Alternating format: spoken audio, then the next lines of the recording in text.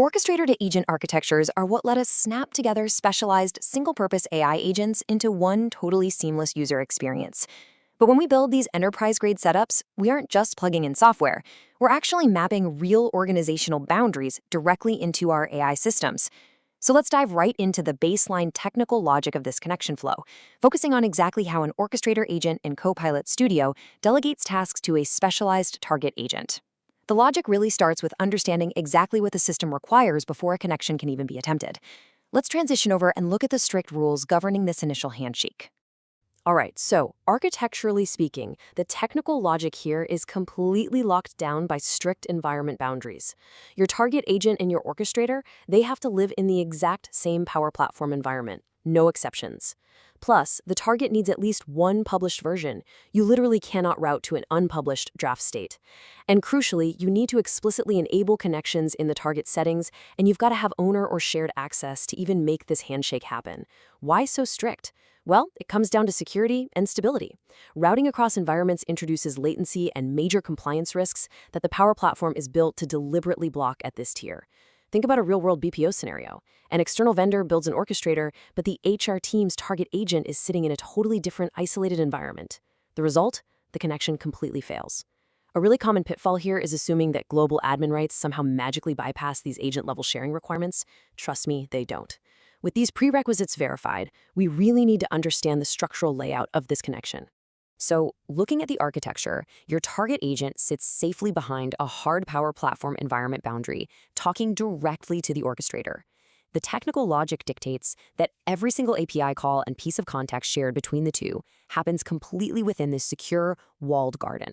Honestly, the number one pitfall I see when folks are implementing this in Azure or broader AI systems is the classic mismatched environment error. An architect builds this amazing, highly specialized agent in a sandbox environment, publishes it, and then scratches their head wondering why the production orchestrator can't see it. Well, it's because the orchestrator simply cannot cross that environment boundary. It's a hard isolation layer. Understanding this is absolutely crucial before we move on to actually prepping the target endpoint. Okay, so how do we physically expose the endpoint on the target side? We follow a pretty strict mechanical logic here. You open up the target agent settings, head over to the General tab, and physically toggle on the option to let other agents connect. Simple enough, right? But step 4 is where the real architectural weight comes in, aligning your authentication settings. If your orchestrator allows public unauthenticated access, but your target agent demands strict Entra ID authentication, that delegation is going to fail silently, or it's going to hit users with totally unexpected prompts. The architectural reasoning here? The orchestrator is just a pass-through. It cannot magically bypass the target security layer. In heavily regulated systems like GovTech, the operational impact of getting this wrong is severe. Imagine a public-facing orchestrator trying to route a query to a sensitive tax processing agent with mismatched auth. You're looking at either a completely broken user journey or a massive compliance violation, which naturally brings us to a huge organizational question about governance. As an AI architect, you have to face the operational reality of cross-team collaboration, because at the end of the day, technical connections always mirror human organizational structures. Take a Fabricam legal scenario, for instance. The legal team owns this highly specialized contract compliance agent, and the procurement team wants to hook up their vendor management orchestrator to it. Stop right there. Before a single technical toggle gets flipped, you need a conversation. Who actually controls the permissions? Does legal even want procurement data flowing through their specialized model? Probably not without a solid, explicit agreement in place. If legal isn't consulted, they might tweak their agent's logic down the line and accidentally break the procurement team's entire orchestrator. You aren't just bridging technical endpoints here, you are bridging departmental data flows. Once you've got that organizational alignment locked down, then we can look at building the orchestrator workflow itself. All right, let's break down the technical pipeline for forming this connection from the orchestrator side. You go in, add an external agent, select Copilot Studio as your provider, and pick your target agent, which, remember, is in that exact same environment boundary. But I need you to pay close attention to step 4, reviewing the routing description. The architectural reasoning for reviewing this right out of the gate is that your orchestrator uses this exact description to dynamically generate its routing logic. If that description is vague or generic, the user experience is going to tank instantly. The orchestrator will start misrouting queries or just endlessly asking the user for clarification. You are essentially configuring a dynamic router here, not just dropping in a static link. And this dependency brings us right to a critical decision. How much conversation memory are we going to share?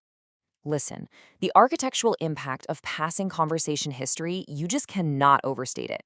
By default, the orchestrator is set up to pass the entire user query history straight down to the target agent. The logic makes sense for a seamless user experience, right? The target agent needs to know what was said 2 minutes ago to give a coherent answer. But, and this is a huge but, the operational pitfall of blindly leaving this enabled is massive, especially in highly sensitive applications like fintech. Imagine an orchestrator handling a user's basic account questions, and then it delegates a complex loan calculation to a target agent built by a third-party vendor.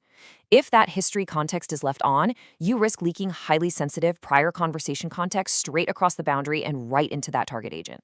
No way! You absolutely must intentionally design this data flow. Now, once context is secured, the orchestrator needs a foolproof mechanism to decide when to actually route these queries.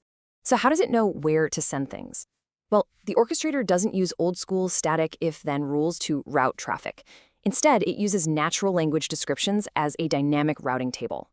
The technical logic here is that the orchestrator's large language model literally reads the user's prompt and compares it against the descriptions of all connected agents to decide where to delegate the task.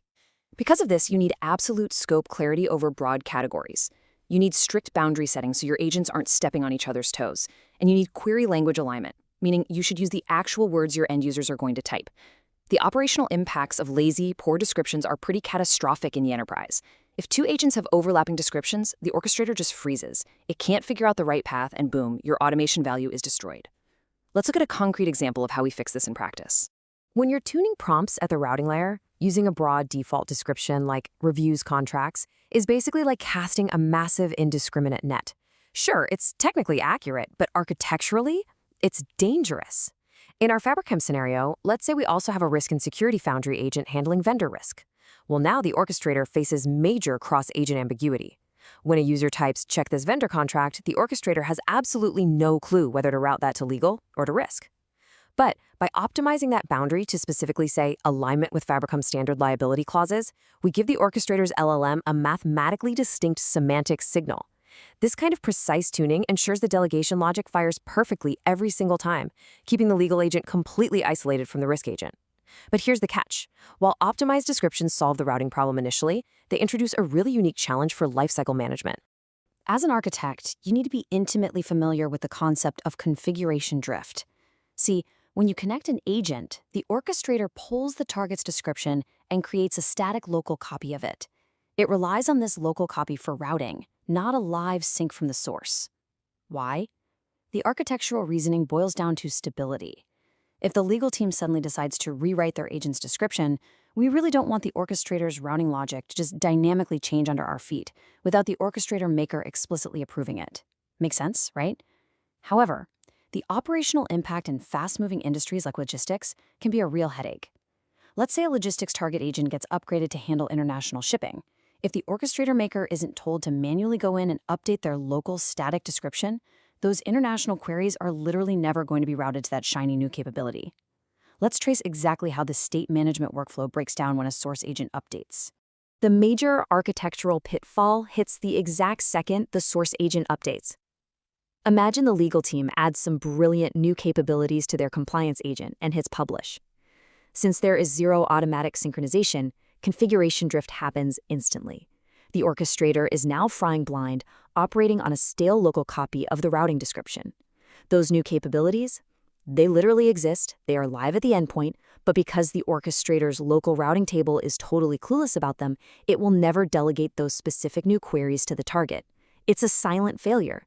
The user just gets an "I don't know how to help with that" error, even though the target agent is sitting right there, fully capable of doing the job. And this disconnect brings us to a final, inescapable operational reality that you are going to face as an enterprise architect. This right here is the ultimate governance challenge in orchestrator-to-agent architectures. When a target agent scope expands, how will you actually govern manual description syncs across all connected orchestrators? Because the system intentionally demands manual description updates to preserve routing stability, you literally have to design a robust operational process right alongside your technical one. If a super useful target agent, say an HR policy bot, is hooked up to 20 different orchestrators across a massive global enterprise, and HR updates its scope, how do you notify 20 different orchestrator owners to manually update their local copies? Technology alone cannot solve this for you. It requires strict lifecycle management, rock-solid release notes, and active, continuous communication protocols between development teams.